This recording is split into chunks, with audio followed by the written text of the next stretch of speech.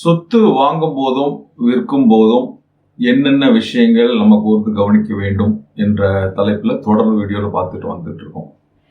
இது வரைக்கும் இதுக்கு முன்னாடி ஒரு 5 முக்கியமான விஷயங்கள்ல பார்த்தோம். இன்னைக்கு 6வது விஷயம் என்ன அப்படின்றத பார்க்க போறோம். அதுவும் குறிப்பா சொத்து வாங்கும்போது என்னென்ன ஆவணங்களை கேட்டு வாங்க வேண்டும் அந்த இந்த வீடியோ பார்க்கணும். வணக்கம், நான் உங்கள் ரசியா கலி. இப்போ இன்னைக்குள்ள தலைப்பு நம்ம சொத்து வாங்கினா என்னென்ன டாக்குமெண்ட்டை நம்ம விற்கிறவங்கன்றது கேட்டு வாங்கணும்.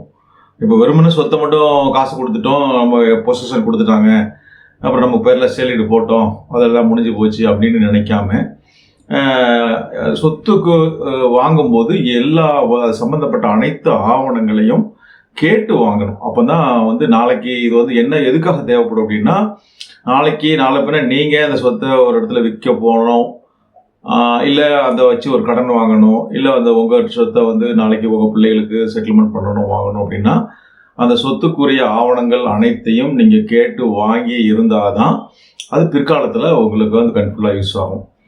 இப்போ வாங்காமல் விட்டுட்டீங்க, ஏதோ 4-5 நாளைக்கு மேலே விட்டுட்டீங்கன்னா பின்னாடி அவங்கள போய் நான் இப்போ வாங்க போகணும்னு நினச்சிங்கன்னா அவங்க அந்த இடத்துல இருப்பாங்களான்னு தெரியல. ஏன்னா அந்த சொத்துலாம் இருந்து அவங்களுக்கு விற்றுருப்பாங்க, அவங்க காலி பண்ணி எங்கேயாவது போயிருப்பாங்க. அதுக்கப்புறம் அவங்ககிட்ட போய் அந்த டாக்குமெண்ட்டை கேட்டால் கூட அவங்கள கண்டுபிடிக்கிறதேன்றது ஒரு பெரிய கஷ்டமாக இருக்கும். ரெண்டாவது அவங்களும் அந்த டாக்குமெண்ட்டை வச்சுருப்பாங்களான்றது அது ஒரு கேள்விக்குறியான விஷயமா இருக்கும். இப்போ அவங்களும் சொத்தை விற்றதுக்கப்புறம் அப்புறம் அந்த டாக்குமெண்ட் அவங்கள்ட்ட இருந்தால் கூட என்ன பண்ணுவாங்க, எதுக்கு அது சொத்தையே வித்தாச்சு என்னன்னு சொல்லி அவங்களும் ஒரு தேவையில்லாமல் ஒரு குப்பையிலையும் போடுறதுக்கு வாய்ப்புகள் இருக்குது. அதுக்கப்புறம் சப்போஸ் ஒரு முக்கியமான விஷயம் நம்ம தேவைப்படுது அப்படின்னா அது சொத்தை வாங்கும் போது அவங்களுக்குள்ள பணம் செட்டில்மெண்ட் பண்ணுறதுக்கு முன்னாடி அந்த டாக்குமெண்ட்டை கொடு அப்படின்னு சொல்லி கேட்டால் நம்மகிட்ட பணம் நம்மக்கிட்ட பணம் இருக்கும், நம்ம பிடிப்பு நம்ம கையில் இருக்கும். பணத்தையும் கொடுத்தாச்சு, எல்லாத்தையும் கொடுத்தாச்சு, அப்புறமே கேட்டேன்னா என்ன சொல்லுவாங்க, சார் அவ்வளோதான் சார் இருக்குது, பார்த்து அட்ஜஸ்ட் பண்ணி சார்னு போயிட்டே இருப்பாங்க. ஸோ அதனால் எல்லா டாக்குமெண்ட்டையும் சொத்து வாங்கும்போது கேட்டு வாங்க வேண்டும். அது என்னென்ன டாக்குமெண்ட்றது ஒன்று ஒன்றா பார்க்குறோம். ஃபஸ்ட்டு டாக்குமெண்ட் என்னென்னா, அந்த சொத்து யார் விற்கிறாரோ அவருக்கு அந்த சொத்து எப்படி பாத்தியப்பட்டது என்ற உரிமை ஆவணம், அதை மூலப்பத்திரம் அப்படின்னு சொல்லுவாங்க, அல்லது டைட்டில் டீட்னு சொல்லுவாங்க. அதாவது நம்ம ஒருத்தர் வாங்க போகிறோம், அவர் ஒரு ப்ராப்பர்ட்டி வேற ஒருத்தர் வாங்கியிருந்தாருன்னா அவர் வாங்கியிருந்த அவர் கிரய பத்திரம், இல்லை அவருக்கு அவங்க பாட்டி அப்பா அம்மா இல்லை பாட்டி அவங்க செட்டில்மெண்ட் பண்ணியிருந்தாங்கன்னா செட்டில்மெண்ட் ஆகணும். இல்லை அவருக்கு பாகப்பிரிவினை கிடச்சிருந்ததுன்னா அவருக்கு பார்ட்டிஷன் டீட். ஸோ இது முக்கியமான ரைட், அது that is called title deed அப்படின்பாங்க, மூலப்பத்திரம்னு சொல்லுவாங்க. அதுக்கப்புறம் நமக்கு விற்கிறவர் அவருடைய அடையாள ஆவணங்கள், Aadhaar card, PAN card, ration card, voters ID, இது எல்லாத்தையுமே நீங்கள் கேட்டு வாங்கிக்கலாம். லீகலாக பார்த்தீங்கன்னா ரெஜிஸ்ட்ரேஷன் பண்ணும்போது பேன் கார்டு கேட்பாங்க, பேன் காப்பி ஜெராக்ஸ் காப்பி கேட்பாங்க, ப்ளஸ் ஒரு ஆதார் கார்டுன்றது போதுமானது. பட் அஸ் அன் அடிஷ்னல் சேஃப்டியாக நீங்கள் ரேஷன் கார்டையும் ஓட்டர்ஸ் ஐடியும் கேட்டு வாங்கிக்கிறது நல்லது. ஏன்னா நீங்கள் நம்ம சொத்து நம்மகிட்ட ஒருத்தர் விற்கிறாருன்னா ராமசாமின்றது உங்களுக்கு விற்கிறேன்னு சொல்கிறாரு. ஆனால் அந்த ராமசாமி தான் இந்த டாக்குமெண்ட்டுக்குள்ள ராமசாமி தான் அந்த ஆளுன்றது எப்படி நம்ம கன்ஃபார்ம் பண்ணுறது? ஸோ அதுக்கு அவருடைய அடையாள ஆவணங்களை நம்ம கேட்டு வாங்கிட்டு கொள்வது அது நல்லது. 3வது டாக்குமெண்ட் என்னன்னு பார்த்தீங்கன்னா அதுக்குள்ள பேரண்ட்ஸ் டாக்குமெண்ட்ஸ். ஸோ அதுக்கு முந்தைய பத்திரங்கள். இப்போ நமக்கு ராமசாமி விற்கிறாரு, அப்போ அவருக்கு முன்னாடி யார்ட்டு வாங்கினார், அவருக்கு முன்னாடி யார்ட்டு வாங்கினார், இப்படி அந்த ஹிஸ்ட்ரி எத்தனை வருஷம் ஹிஸ்ட்ரி போதோ அந்த சம்பந்தப்பட்ட அனைத்து ஆவணங்களையும் கேட்டு வாங்கிக்கணும். ஸோ அந்த that is called as parent டீட்னு சொல்லுவாங்க. அதுக்கப்புறம் என்கம்பரன்ஸ் சர்டிஃபிகேட், வில்லங்க சான்றிதழ். ஸோ அந்த ப்ராப்பர்ட்டி எத்தனை வருஷம் ஹிஸ்ட்ரி இருக்கோ அத்தனை வருஷத்துக்குரிய ஹிஸ்ட்ரி என்கம்பரன்ஸ் சர்டிஃபிகேட் கேட்டு வாங்கிக்கணும்.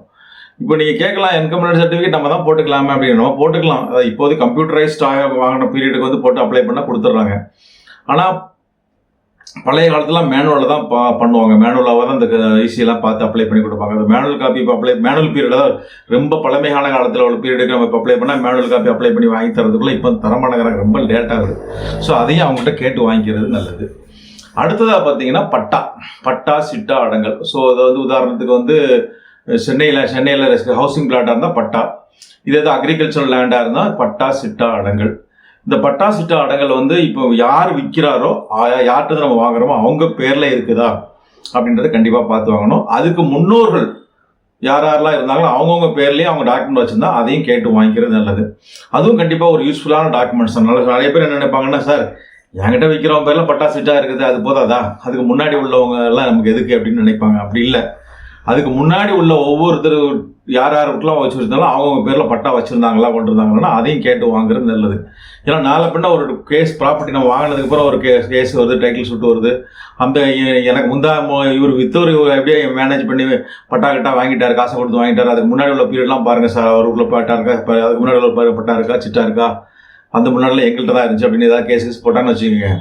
இப்போ நம்ம அந்தந்த இவங்க பேர்லேயே பட்டா சிட்டா அடங்கல் இருந்ததுன்னா நமக்கு அது இன்னும் கொஞ்சம் நம்ம வெயிட்டேஜாக இருக்கும்.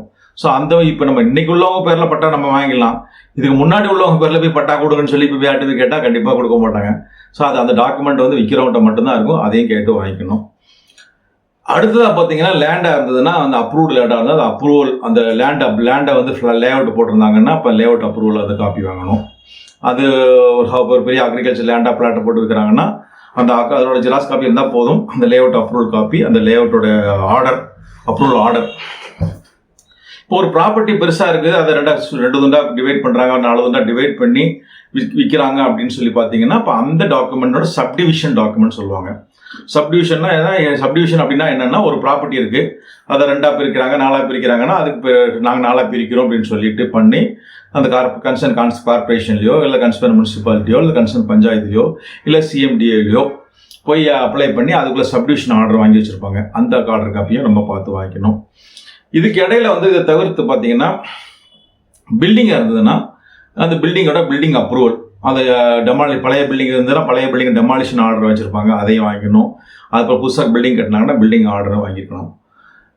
இதை தவிர்த்து இப்போ இடையில ஒருத்தர் ராமசாமின்னு வாங்குறாரு, அவர் இறந்து போகிறாரு, அவருடைய பிள்ளைகள், அவங்களுக்கு 4 பிள்ளைங்க தான் வாரிசு அப்படின்ற முறையில் வந்திருக்காங்க. அந்த 4 பேர் சேர்ந்து இன்னொருத்தர் கிரைம் பண்ணியிருக்காங்க அப்படின்ற மாதிரி ஏதாவது டாக்குமெண்ட் நம்ம வாங்குற டாக்குமெண்ட் அது மாதிரி வந்ததாலோ இல்லை நமக்கு முன்னாடி உள்ள வாங்கினவங்களுக்கு யாருக்காவது வந்திருந்தாலோ அவங்க சம்மந்தப்பட்ட டெத் சர்டிஃபிகேட், யார் இறந்தார் அப்படின்னா இறந்தவங்களோட டெத் சர்டிஃபிகேட்டு, அப்புறம் அவங்களுக்கு இவர் தான் யார் வாரிசார் அப்படின்னு வாரிசானா அதுக்குள்ள லீகல் சர்டிஃபிகேட்டு, இதையும் கேட்டு வாங்கிக்கணும். இந்த டாக்குமெண்ட் கேட்டு வாங்கும்போது பெரும்பாலும் என்ன பண்ணுவாங்க, ஜெராக்ஸ் காப்பி தான் சார் இருக்குது, நாங்கள் ஒரிஜினல் இல்லை அப்படின்வாங்க. ஆனால் ஒரிஜினல் விட ஜெராக்ஸ் காப்பியை விட ஒரிஜினல்ஸ் இருந்தால் பெட்டரு. அப்படி இல்லைன்னா அட்லீஸ்ட் நீங்கள் போய் அந்த விற்கிற சமயத்தில் சார் நீங்கள் எனக்கு அது நீங்கள் ஒரு சர்டிஃபிகேட் காப்பி அந்த அப்ளை பண்ணி வாங்கித்தாங்க சார், எனக்கு அது வேணும், எங்களுக்கு தேவைப்படுது அப்படின்னு சொல்லி கேட்டு வாங்கிக்கிறது நல்லது. ஏன்னா ஒரு ஜெராக்ஸ் காப்பின்றது எப்போ வேணால் மேனிபுலேட் பண்ணுறதுக்கு வாய்ப்புகள் இருக்குது. இப்போ ஒரு யாரோ ஒரு லீகல் ஏர் சர்டிஃபிகேட்டில் ஒரு 5 பேர் லீகல் ஏர் கொடுத்துருப்பாங்க, அதில் ஒருத்தன் நான் விற்க வர மாட்டேன்னு சொல்லியிருப்பான். அப்போ என்ன பண்ணுவாங்க, 4 பேரை வச்சு மேனேஜ் பண்ணி விற்றுருப்பாங்க. அப்படியே கதை வந்துகிட்டே இருக்கும். அவன் ஒருத்தன் எனக்கு பங்கை விற்றது, நான் என் பேர் என்னோட பங்கை எனக்கு தெரியாமல் அவங்க விற்றுட்டாங்க, அது செல்லாதுன்னு சொல்லி அவன் கேஸ் போட்டிருப்பான். அப்போ அந்த மாதிரி சமயத்தில் இவங்க என்ன பண்ணியிருப்பாங்கன்னா, இந்த லீகல் சர்டிஃபிகேட்டை என்ன பண்ணுவாங்க, ஜெராக்ஸ் காப்பி எடுத்து அவன் பேரை மட்டும் அழிச்சு வச்சுட்டு ஜெராக்ஸ் காப்பி எடுத்து வச்சு மெயின்டைன் பண்ணிட்டு இருப்பாங்க. ஸோ அது மாதிரி எது வந்ததுன்னா நீங்கள் ஒரிஜினலை விட ஜெராக்ஸ் காப்பியை விட ஒரிஜினல் கேட்டு வாங்கிக்கிட்டால் நம்ம இது மாதிரி ஒரு ஏமாற்றம் ஃப்ராடெல்லாம் தவிர்க்கலாம். அப்படி இல்லை அப்படின்னா சரி சார் நீ விற்க போகிறல்ல, நான் இவ்வளோ காசு கொடுத்து வாங்குறேன்ல, நீங்கள் அந்த எந்த ஆஃபீஸில் கொடுத்தாலும் அங்கிட்ட ஒரு சர்டிஃபிகேட் காப்பி வாங்கிட்டு வாங்க அப்படின்னா அவங்க போய் அந்த கன்சர்ன் தாசில்தார் ஆஃபீஸில் போய் சர்டிஃபிகேட் காப்பி வாங்கி தாசில்தார் ஆஃபீஸில் சர்டிஃபிகேட் காப்பி ஜெராக்ஸ் காப்பி கொடுத்தீங்கன்னா அவங்ககிட்ட ரெக்கார்ட்ஸ் இருக்கும், பழைய என்ன லீகல் சர்டிஃபிகேட் கொடுத்தாங்கன்ற ரெக்கார்ட்ஸ் இருக்கும். ஸோ அதனோட சர்டிஃபிகேட் காப்பி கொடுத்தாலும் certificate copy is equal to originals. So அது ஒன்று பார்த்து வாங்கிக்கலாம். அது தவிர்த்து என்ன பண்ணலான்னு பார்த்தீங்கன்னா, பில்டிங்காக இருந்ததுன்னா அதில் ப்ராப்பர்ட்டி டேக்ஸ் கார்டு, என்ன ப்ராப்பர்ட்டி டேக்ஸ் அசஸ்மெண்ட் எப்போ பண்ணாங்க, எந்த வருஷம் பண்ணாங்க அதுன்றது அந்த அசஸ்மெண்ட் ஃபஸ்ட்டு ப்ராப்பர்ட்டி அப்போ அசஸ் பண்ணாங்க, அந்த அசஸ்மெண்ட் ரெக்கார்ட்ஸு, அதுக்கப்புறம் உள்ள property tax receipts, property tax card அது வேணும். அதே மாதிரி வாட்டர் கனெக்ஷன், ட்ரைனேஜ் கனெக்ஷன் இருந்ததுன்னா அது மாதிரி ட்ரைனேஜ் கனெக்ஷன் உள்ள card, up to date payment receipt அது வரைக்கும் பாருங்கள். அதை தவிர்த்து பார்த்தீங்கன்னா எலக்ட்ரிசிட்டி, எத்தனை எலக்ட்ரிசிட்டி கனெக்ஷன் இருந்ததுன்னா எலக்ட்ரிக் கனெக்ஷன்லாம் வாங்கிடுங்க. எலக்ட்ரிக் கனெக்ஷன் எலக்ட்ரிக் அப்ளை பண்ணும்போது ஒரு டெபாசிட் பண்ணியிருப்பாங்க ஒரு அமௌண்ட்டு, இந்த டெபாசிட் ரிசிப்ட் இருந்தால் கூட அதையும் கொண்டு கேட்டு வாங்கிடுங்க. அதுக்கப்புறம் உள்ள பேமெண்ட் ரெசிப்ட் தேவையில்லை, அட்லீஸ்ட் லேட்டஸ்ட் கார்ட்ஸ் வாங்கிக்காங்க. ஸோ இவை அனைத்தும் இதை தவிர்த்து இப்போ நீங்கள் உங்கள் பேரில் சேலரி போடுறீங்கன்னா அந்த டாக்குமெண்ட் முக்கியம். இப்போ நீங்கள் தான் அவங்க வாங்க போகிறீங்க இல்லையா, அதையும் வாங்கிடுங்க, அதுவும் முக்கியமான ஒரு டாக்குமெண்ட்டு. ஸோ இவை அனைத்தையும் நீங்கள் ஒரு ப்ராப்பர்ட்டி வாங்குறாருந்தா கேட்டு வாங்க வேண்டும். இந்த அனைத்தையும் நீங்கள் கேட்டு வாங்கினா தான் நீங்கள் அதுக்கப்புறம் உள்ள விஷயங்களை நீங்கள் கரெக்டாக உங்களுக்கு சொத்து மட்டும் இல்லை, சொத்துக்குள்ள முழு ஒரு கிளியர் டைட்டில், பர்ஃபெக்ட் டைட்டில்னு சொல்லுவாங்க இல்லையா, அது மாதிரி ஒரு இதுக்காக நீங்கள் கிடைச்சதா நீங்கள் அர்த்தமாகும். அதை இப்போ பெற்றுக்கொள்வது வந்து ரொம்ப முக்கியமான விஷயம். இதே இதை நீங்கள் ஒரு ஃப்ளாட் வாங்குறீங்க அப்படின்னா, இதே பில்டிங் அது வந்து அந்த பில்டிங்கினுடைய கம்ப்ளீஷன்ஸ், அவங்க ஃப்ளாட்டுக்கு அப்ரூவல் வாங்கியிருப்பாங்க, அந்த அப்ரூவலோட கம்ப்ளீஷன் சர்டிஃபிகேட்னு சொல்லுவாங்க. அந்த பில்டிங் கரெக்டாக தான் பண்ணியிருக்காங்க அது அப்படின்னு சொல்லி கம்ப்ளீஷன் சர்டிஃபிகேட் அதையும் கேட்டு வாங்கிடுங்க. இதே இது பெரிய ப்ராஜெக்டாக இருந்தால் அந்த நீர்நிலைகளில் இல்லை அப்படின்னு சொல்லிட்டு அந்த ஈசின்னு சொல்லுவாங்க, என்விரான்மெண்ட் கிளியரன்ஸ் சர்டிஃபிகேட்னு சொல்லுவாங்க. ஸோ அவங்ககிட்ட கிளியரன்ஸ் சர்டிஃபிகேட் வாங்கியிருப்பாங்க, அந்த சர்டிஃபிகேட் காப்பி இருக்கான்னு பார்த்து வாங்கிடுங்க. இதெல்லாம் இருந்ததுன்னா நாளைக்கு ஏதாவது பிரச்சனை வந்து அந்த டாக்குமெண்ட் உங்கள்கிட்ட இருக்கும்போது நீங்கள் என்ன ஒரு பிரச்சனை இருந்தாலும் டாக்குமெண்ட்டை வச்சு நீங்கள் பேசலாம். இதெல்லாம் எதுவும் இல்லைன்னு வச்சுக்கோங்க, நாளைக்கு ஏதாவது பிரச்சனை வந்தால் உங்களுக்கே என்ன அப்படின்னு இருக்குமா இல்லையான்ற ஒரு கன்ஃபியூஷன் இருக்கும். ஸோ அதனால் ஒரு சொத்து வாங்குறீங்கன்னு முடிவு பண்ணிட்டீங்கன்னா இந்த சொத்து கூட சேர்ந்த அனைத்து ஆவணங்களையும் கேட்டு வாங்கி கொள்ளுங்கள், அதுதான் உங்களுக்கு நல்லது. ஸோ இந்த வீடியோ எப்படி இருந்ததை பற்றி உங்கள் கமெண்ட் செக்ஷனில் குறிப்பிடுங்க. தொடர்ந்து நம்ம சேனலில் பாருங்கள், ரசியாக் சட்டம் அறிவோம் என்ற தமிழ் சேனலும் ரசியாக் லா டியூப் என்ற இங்கிலீஷ் சேனலும் இருக்குது.